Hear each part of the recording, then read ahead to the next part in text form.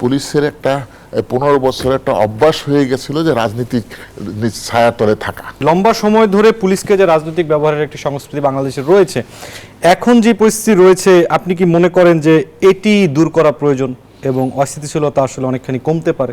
হ্যাঁ, সেটা তো বটেই। আমি সেটা আগেও বলেছি যে পুলিশের একটা 15 বছরের একটা অভ্যাস হয়ে গেছিল যে রাজনীতিক ছায়াতলে থাকা, এটা অভ্যাসে পরিণত হয়েছে, সেভাবেই তারা কাজ করেছে।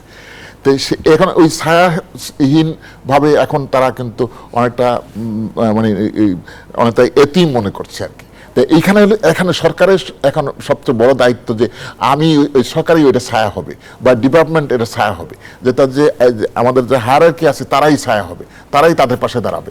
এটা যদি আমরা এনশিওর করতে পারি, পুলিশ যদি পুলিশে যারা কাজ করে নিম্ন থেকে তারা যদি বোঝে যে আমি একা না, আমার সাথে আমার ডিপার্টমেন্ট আমার সাথে আছে, আমার সিনিয়র আমার সাথে আছে, আমার বৈধ কাজের জন্য তারা আমাকে হেল্প করবে, আমার পাশে দাঁড়াবে, তাহলে কিন্তু দেখবেন যে মনোবল ফেরত আসছে, তারা কাজ করে। এরা সবাই কিন্তু কাজ করতে জানে, সবাই কিন্তু একই ট্রেনিং প্রাপ্ত, কিন্তু এই তাদের ভিতরের জিনিসটা আমরা যে পোশাক পরিবর্তন করতে বলি, পোশাক না, ভিতরের জিনিস মানুষটাকে জাগাইতে হবে, তাদেরকে দিয়ে কাজ বের করে আনতে হবে।